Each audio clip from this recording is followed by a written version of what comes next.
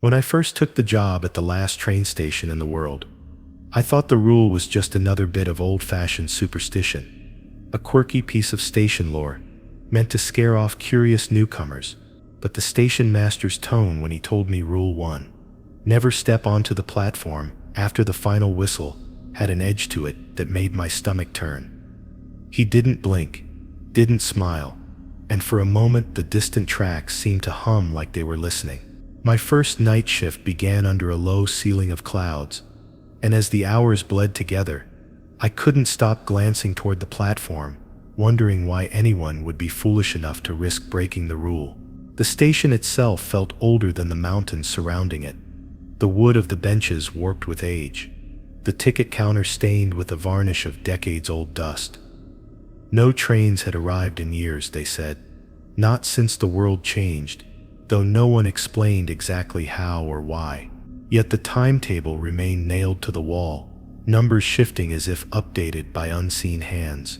Around midnight, the wind shifted and carried the smell of rain mixed with something metallic, and I heard the faintest echo of a whistle, though the tracks lay silent under the moonlight. My fingers tightened around the lantern handle, and the station seemed to exhale, its windows trembling in their frames. At 2:17 a.m., a low sound began to ripple through the air, a hollow resonance that wasn't quite a whistle, wasn't quite a human voice. I froze, thinking it might be the final whistle the rule spoke of, though I hadn't seen a single soul board or disembark. The sound grew sharper, almost beckoning, and my eyes drifted to the platform's edge. There was nothing there but the fog curling around the rails, yet the urge to step forward became overwhelming, like something in the mist was leaning toward me. That was when a voice behind me, the station master's, impossibly close, whispered, "Step on it, and you'll be gone before your foot touches the wood."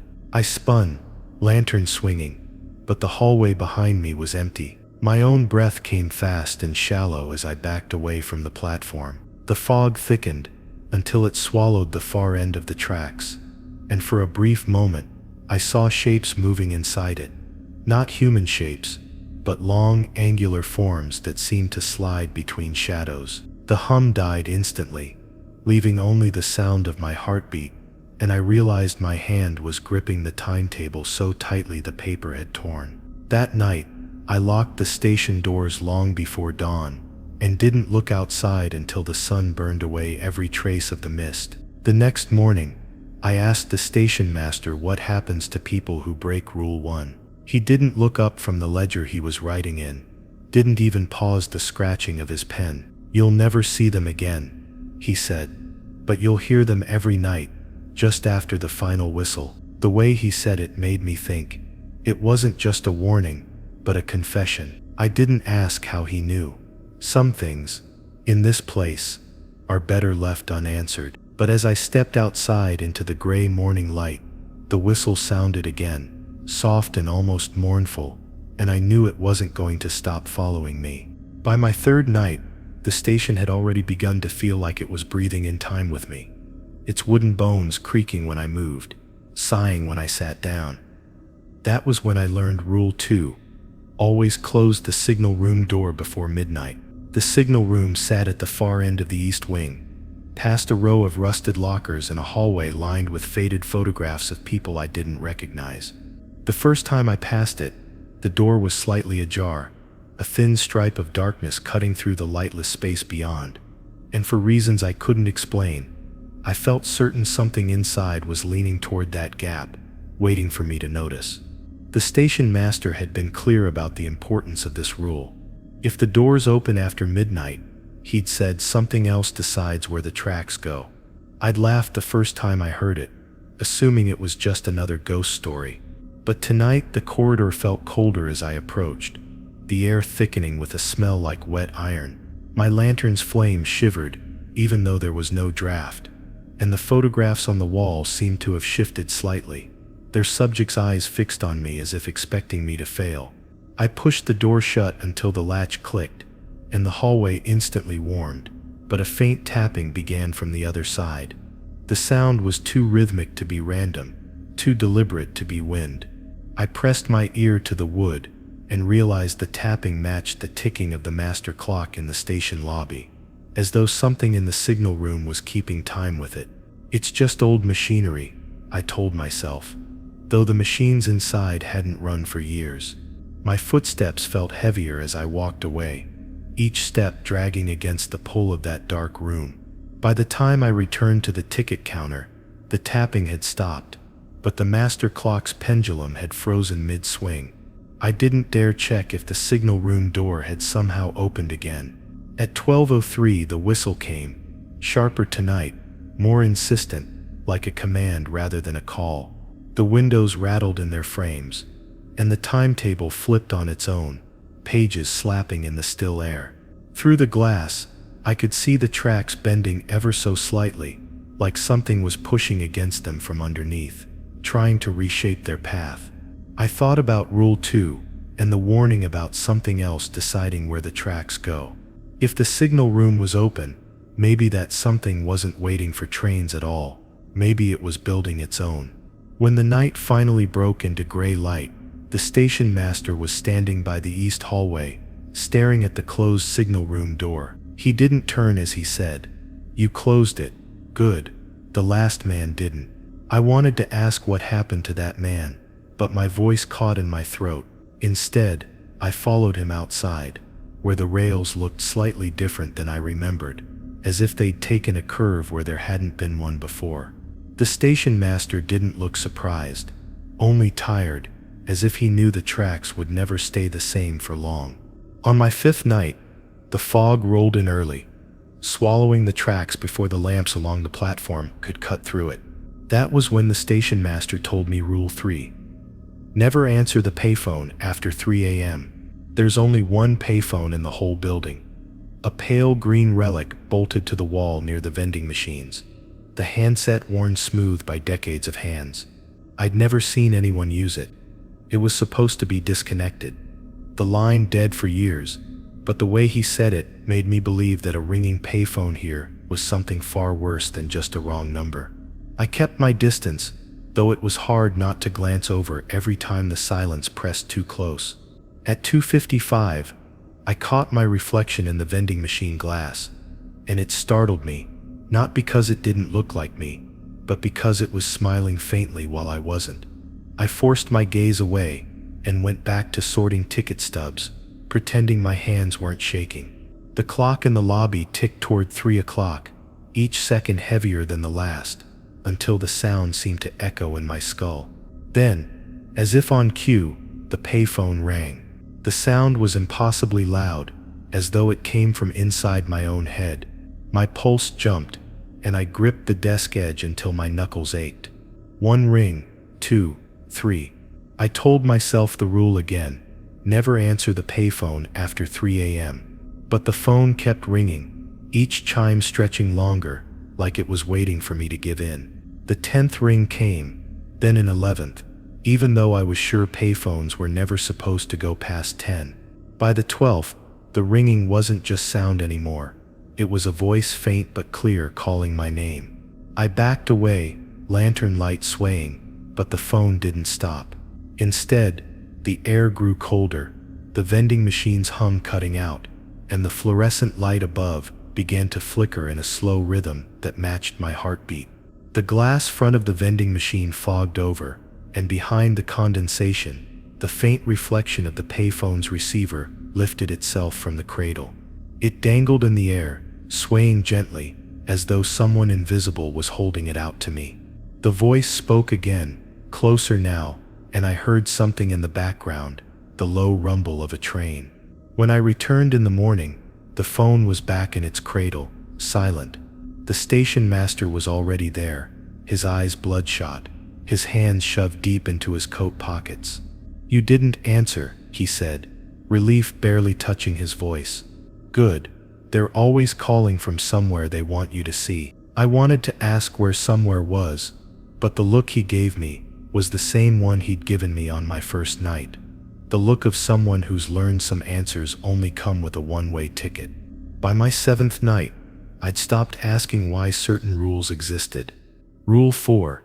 Keep the platform lights on until sunrise. seemed harmless enough, almost mundane compared to the others. But the station master's expression, when he reminded me, was the same as always. Not fear exactly, but the resigned heaviness of someone who's seen the consequence more than once. The old bulbs lining the platform cast a pale amber glow, flickering occasionally as if they were deciding whether to burn out for good. Still, the light was the only thing keeping the platform from dissolving into the rolling dark beyond the rails. That night, a storm moved in without warning, smothering the sky in thick clouds and erasing the moon. The rain came down in fine sheets, blurring the glass and hissing against the roof, and the lights along the platform buzzed louder than usual. I checked each one twice, walking the length of the station in the downpour, my lantern swaying at my side. Every time I turned, the darkness just beyond the light's reach seemed closer, as though the night itself was leaning in. Somewhere deep in that black, I thought I saw movement, something low and quick, slipping between shadows. At 3:41 a.m., one of the bulbs popped, a brief flare followed by the smell of burnt metal. My pulse spiked. I remembered the rule: keep the platform lights on until sunrise. I dug frantically through the maintenance cabinet for a replacement, fingers trembling as I fitted the new bulb. The moment it flickered on, I saw them. Dozens of figures standing just outside the pool of light, their faces obscured, their bodies still as stone. They were lined along the edge of the dark, watching me with the kind of patience that suggested they could wait forever.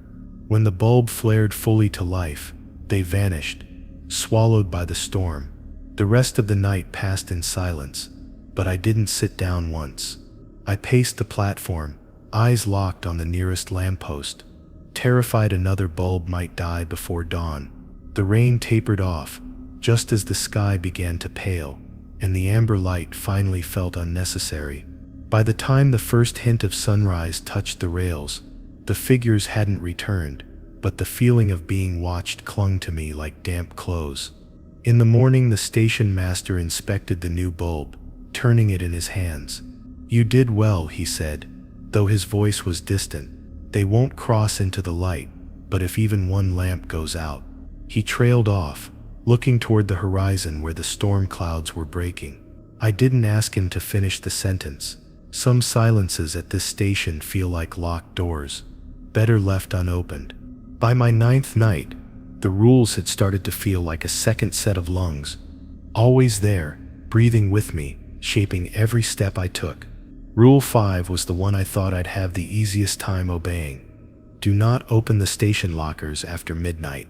The lockers were relics from another era, lined up against the far wall near the east wing. Their paint chipped, their numbers faded almost to nothing. I'd never seen anyone use them, never heard their doors creak, but each one had a lock, and each lock had a key somewhere I was never given. The first time I walked past them after midnight, I felt the air change. It grew heavier, as though the space between each locker had deepened, stretching into something more than a shadow. My lantern caught faint scratches on the metal, not random marks, but letters, half-formed, like someone had been trying to write a name and couldn't finish. The sound came next, soft and uneven, a hollow tapping from inside one of the lockers. I told myself it was pipes settling or wood shifting, but I remembered the rule and kept walking. At 1:23 a.m., the tapping became a slow, deliberate knock, 3 times, then silence, 3 more, then silence again. I stood frozen, feeling the pull to reach for the nearest handle. I don't know if it was curiosity or something deeper, something planted in me the moment I took this job, but I took a step forward. That was when a low voice drifted through the thin seam of locker number 6. It said my name. Not shouted it, not asked. It said it like it had been waiting for me for years. I backed away, lantern swaying, my pulse thudding so hard it drowned out the rain outside. The voice didn't follow me, but the knocking continued, growing quieter as I moved toward the ticket counter, until it was swallowed entirely by the hum of the platform lights. I didn't pass the lockers again that night. I didn't have to. I could still feel them at my back, the weight of something inside them pressing against the metal. In the morning, the station master glanced toward the east wing before asking, "Did you hear them?" His tone was casual, but his eyes stayed fixed on mine. When I nodded, he exhaled through his nose. "They'll try again. They always do. Just remember, once you open one, it doesn't close." I didn't ask if he meant the door or me. By my 11th night, the station had begun to feel less like a building, and more like a trap set for something that wasn't me. That was when the station master introduced Rule 6. If you see the man in the brown coat, do not speak to him. He said it like it was inevitable. Not a warning, but a calendar date. I just hadn't reached yet. I asked what would happen if I did speak to him. But the station master only said, "You won't like the answer." That night the fog was so thick, I could barely see the platform lights, and the rails gleamed like two pale scars disappearing into nothing. Around 2 a.m., I heard the faint sound of footsteps on the platform, slow, even too deliberate to be a stray animal. My lantern threw a weak circle of light, and through the mist I saw him, tall, thin, standing perfectly still between two lampposts.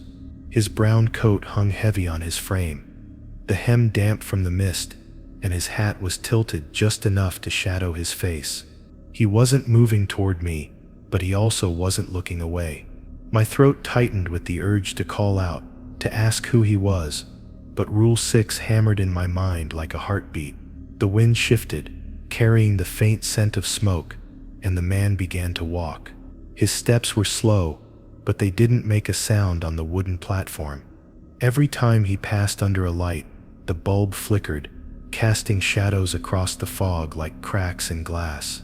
I gripped the lantern so tightly my hand cramped, forcing my eyes away. Still, I could feel him getting closer, not in distance, but in something deeper, as if he was stepping into my thoughts. The air between us thickened, until I could hear my own breathing echo back to me, but out of rhythm, like someone else was doing the breathing for me. When I finally looked up again, the platform was empty. The lights glowed steadily, the mist hanging still.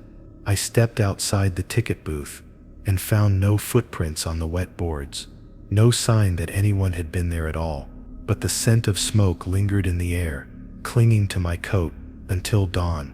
I didn't sleep that day. I kept hearing the quiet drag of footsteps just behind my ears.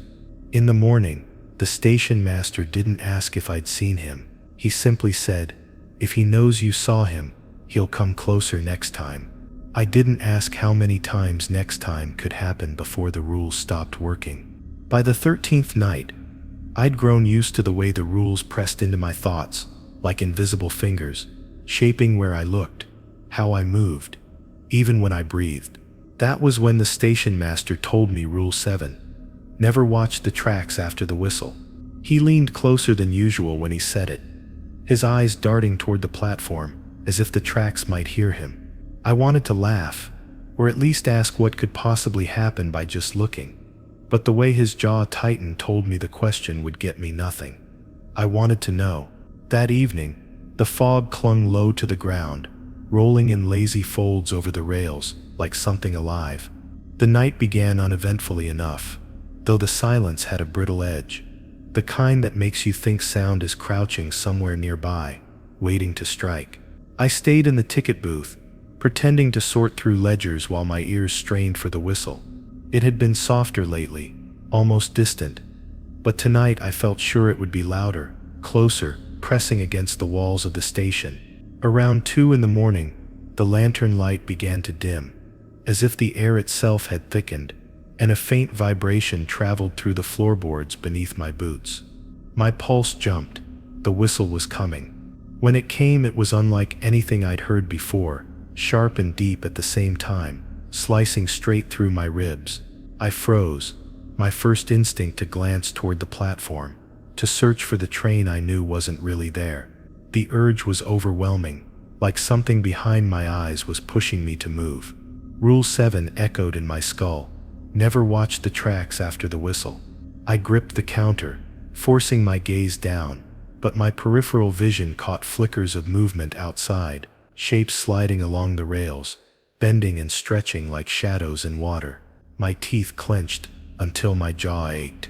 It would have been easier if the station had stayed quiet after that, but there was a sound now, faint but deliberate, like the slow grinding of metal on stone. My breath hitched. I told myself it was just the rails settling, but the sound came again, and with it, a soft voice. Not calling, not commanding, just speaking too low to make out words. The whisper threaded its way into the booth, curling under the desk, tugging at my focus like invisible hooks. I closed my eyes, but the darkness behind my eyelids was worse. It had movement, a shimmer of silver lines that looked far too much like rails, stretching endlessly in both directions. The station floorboards groaned, and I realized the sound wasn't just outside anymore, it was under me. I opened my eyes and saw the faintest glow seeping through the cracks in the wood, as though the rails had extended themselves beneath the building. My heart thudded so hard it almost drowned out the whisper, but not quite. It was clearer now, not in words I could understand, but in a rhythm that matched my own breathing. For a moment I thought it was trying to teach me something, a pattern, a route, maybe even a language, and the temptation to look directly at the tracks almost broke me. I stood, stepping backward until my shoulders hit the back wall, keeping my gaze fixed on the dusty ledger in front of me. The whistle faded, but the glow under the floor didn't. Instead, it began to pulse, in and out, like a heartbeat that wasn't mine. I didn't remember sitting down, but the next time I blinked, I was in the far corner of the booth, my knees drawn to my chest, the lantern beside me dimmed to a weak ember. Outside, the glow along the rails grew brighter, enough to illuminate the fog, which now seemed to be rising in tall, thin columns, each one perfectly spaced like passengers waiting. The moment the first thread of dawn light crept into the station, the glow vanished, leaving only the faint vibration of the wood beneath me. I stood on shaky legs, gripping the counter for balance. My eyes felt dry, as though I hadn't blinked for hours, and my ears rang with a phantom echo of the whistle. I stepped outside into the damp morning air and forced myself to look at the rails. They were just rails, cold steel, unmoving, but a thin, fresh line of frost ran down the center of each one. The frost didn't melt in the rising sun. When the station master arrived, he didn't greet me. He walked straight past, stepping onto the platform with deliberate slowness, and stared down the tracks for what felt like a full minute. "Good," he said finally, without turning around. "You didn't watch." I swallowed, unsure whether to admit how close I'd come. "What happens if you do?" I asked, my voice quieter than I'd meant it to be. He glanced back at me, his eyes heavy. "They'll take your sight first," he said, "but you'll still see them, and then they'll take the rest of you." I wanted to press for more, who they were, where the tracks led after dark, why the rules worked at all, but the whistle's phantom echo still rattled in my chest. That night, I would tell myself again and again that I'd been strong enough to resist, that I'd followed the rule perfectly, but deep down, I knew the truth. I hadn't looked directly at the tracks, not quite, but I'd seen enough in the corner of my vision to make me wonder if that was already too much. And sometimes, when I closed my eyes, I swore I could still see the glow under my feet. The service door sat at the far end of the freight hall, a squat, heavy thing made of rusted iron, with a padlock so old it looked fused to the metal. It faced away from the main platform, toward a narrow service lane that hadn't been used in decades. The first week I worked here, I thought about cutting through that lane to save time, but the station master caught me before I could try. He didn't yell. He just told me in that even voice of his, never open the service door after dusk. I thought it was another one of his eccentric rules meant to keep the station's myths alive, but I learned quickly that some rules weren't meant to be tested. By my 14th night, the rain had started early. It hammered the station roof so hard I couldn't hear the faint hum of the platform lights. The wind pushed through the cracked windows, carrying the scent of wet earth and something sharp, like ozone, but heavier. I'd been running a ledger count when the sound started. It wasn't the whistle, nor the metallic grinding I'd come to dread. This was softer, but constant, a slow tapping, perfectly rhythmic, as though something small was knocking against metal from the outside. I looked up and realized the sound was coming from the service door. At first I told myself it was just the rain, maybe loose debris striking the lower panel. But the knocking didn't match the wind or the rainfall.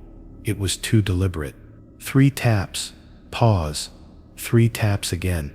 I forced myself to keep working, but each tap seemed to pull a little more of my focus. By the 6th repetition, I was staring at the far end of the hall, where the door sat in the dim glow of a single flickering bulb. My chair creaked as I shifted, and for a moment the tapping stopped, as though it had heard me move.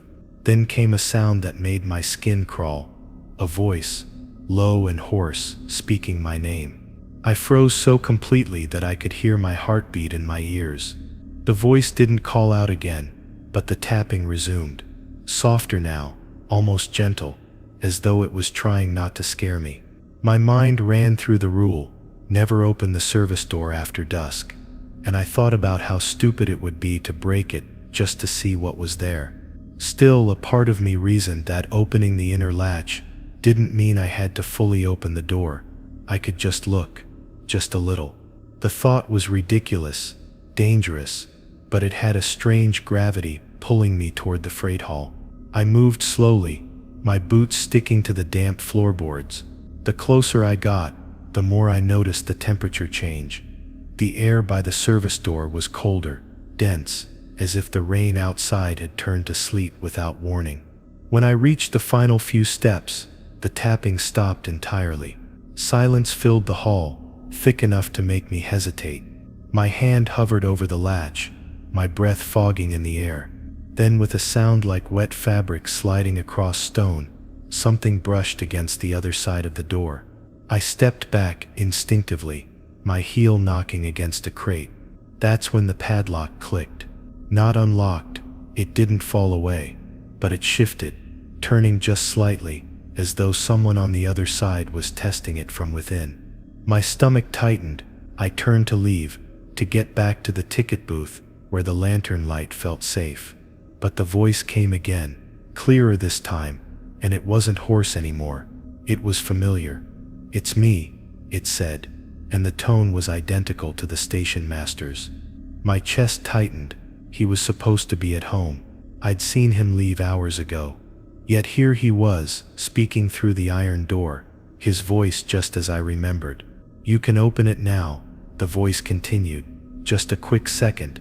It's safe." I wanted to believe it. That's the worst part. Some part of me actually did. My hand moved without my permission, fingers brushing the icy metal of the latch. The cold bit into my skin like needles, but I couldn't pull away. The voice softened, coaxing now, a whisper under the rain. "Please, I'm cold." The words trembled like they might shatter if I didn't obey. My thumb grazed the lock. A sudden crash behind me broke the trance. The freight counter had toppled over, scattering ledgers and pens across the floor. I spun around, startled, and when I turned back, the voice was gone. The cold air lingered, but the tapping had stopped, and the padlock sat perfectly still.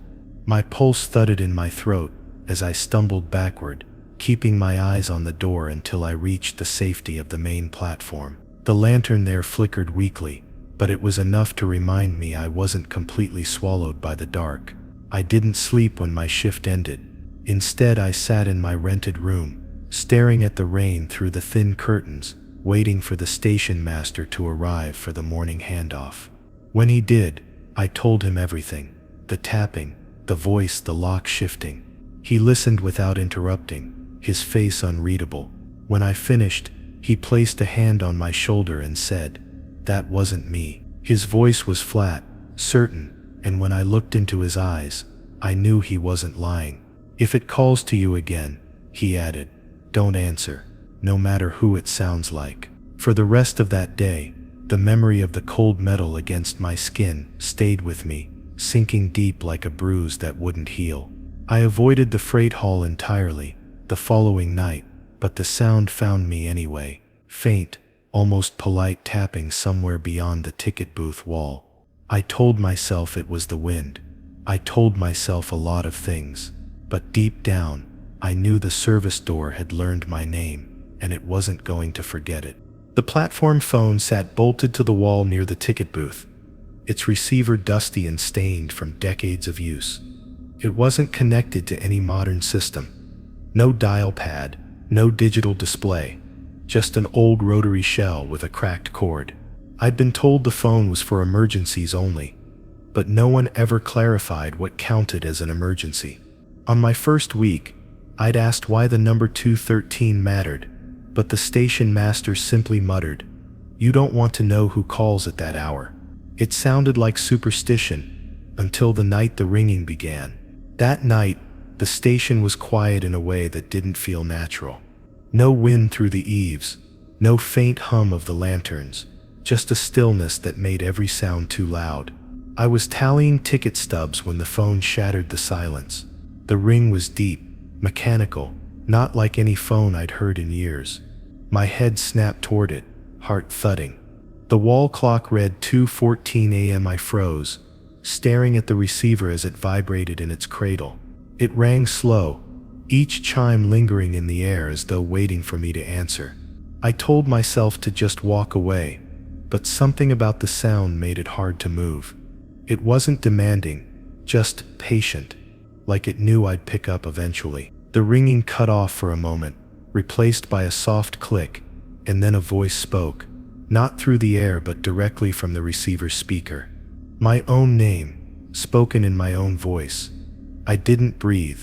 The phone didn't ring again, but the line stayed open, faint static whispering from it. Against every rule of sense and survival, I stepped closer.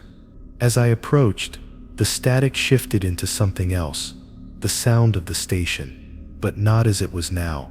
It was fuller, louder, filled with dozens of overlapping voices. The muffled echo of trains arriving, footsteps on the platform, distant laughter, and beneath it all a strange melody. It was a lullaby, slow and lilting, but off-key enough to make my teeth ache. My fingers hovered over the receiver, my own reflection warped in its dull black shell. Then, clear as day, a woman's voice whispered, "Come to track 4, I'll be waiting." Every part of me screamed to step back, but my body moved like it was following a script I didn't remember agreeing to. I almost lifted the receiver when a shadow passed across the far end of the platform. Quick, sharp, like someone ducking out of sight. The spell broke. I staggered backward, and the phone clicked loudly, ending the call. My breathing was ragged, my skin clammy. The silence that followed was worse than the sound. The station felt emptier than before, as if something had left or entered. When morning came, I told the station master. He didn't look surprised. "You almost answered," he said flatly. I admitted I had, and his eyes narrowed. "If you'd picked up, you wouldn't have heard me again. Not in the way you know me." He refused to explain further, only glancing at the phone with something close to hatred. That was when I realized the phone wasn't for emergencies. It was bait. I've avoided that corner of the platform ever since.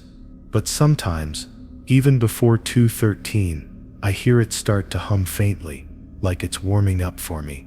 I don't need to look at the clock to know when the hour comes. The air grows heavier. My reflection in the ticket window seems a second slow to match my movements, and I feel watched. The ringing hasn't come again yet, but it will. And when it does, I'm not sure I'll have the strength to resist a second time. The luggage room sat at the far end of the station, its door ironclad and framed by a stone arch, older than the rest of the building. A rusted padlock the size of my fist hung from the latch, and above it, a single brass plaque read simply, "Storage."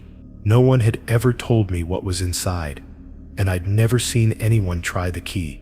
The air around that door was always a little colder, as though it leaked from the cracks in the frame. I learned Rule 10 my second month here, when the station master caught me staring too long at the door. He didn't yell, just put a heavy hand on my shoulder and said, "Never open the locked luggage room. no matter who asks, no matter what you hear. At first I thought he meant it literally, that the room held valuables or dangerous tools, or maybe something toxic. But on the night I almost broke Rule 10, I realized it wasn't about what was inside the room.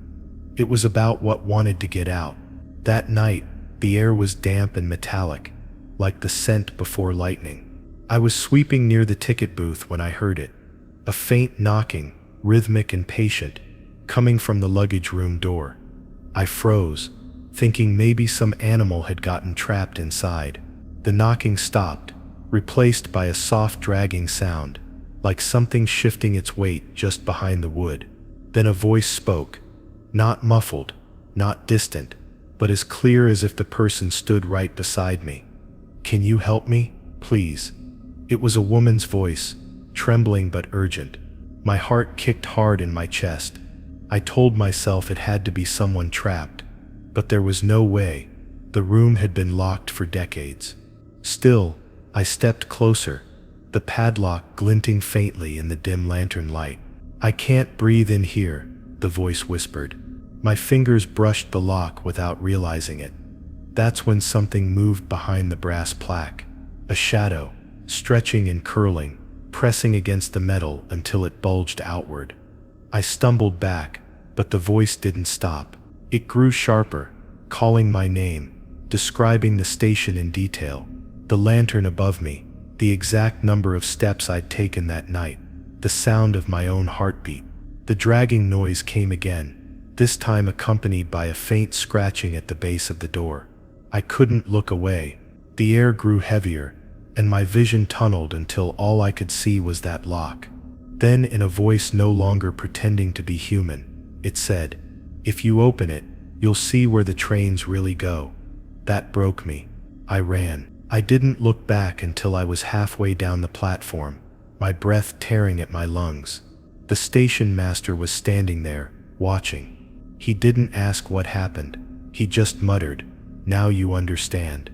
I didn't, not fully, but I knew enough. Since that night, I've avoided even sweeping near that door.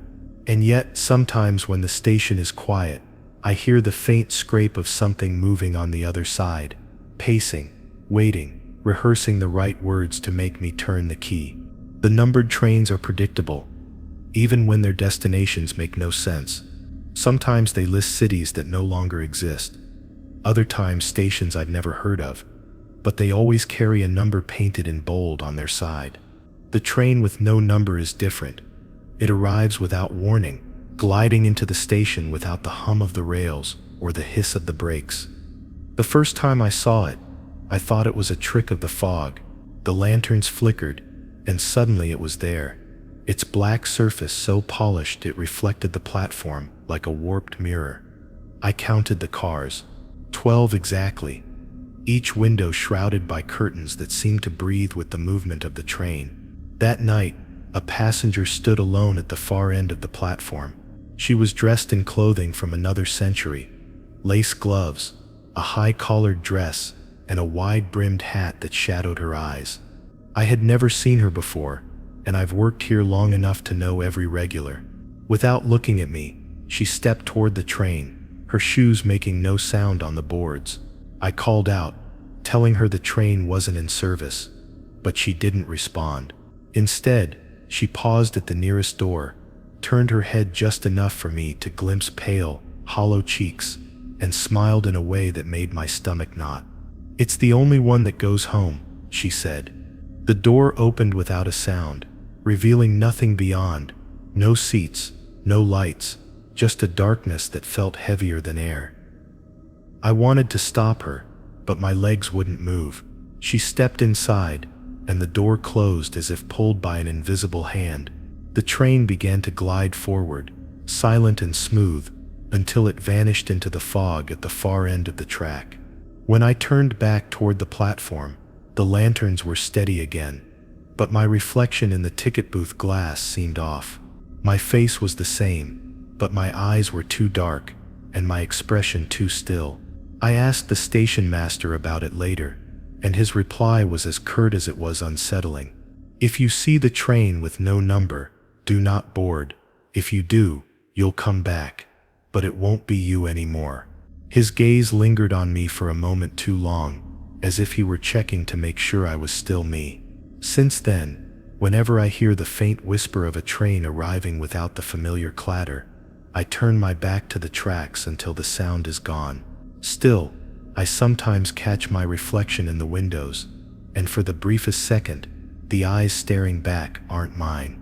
The station has no clocks, at least none that work. Time is measured here by the trains, their arrivals, their departures, the moments of stillness between them.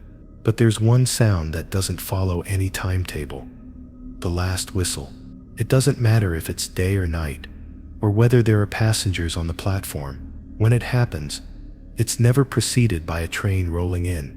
It just echoes through the air, long and low, like it's calling from somewhere you can't see.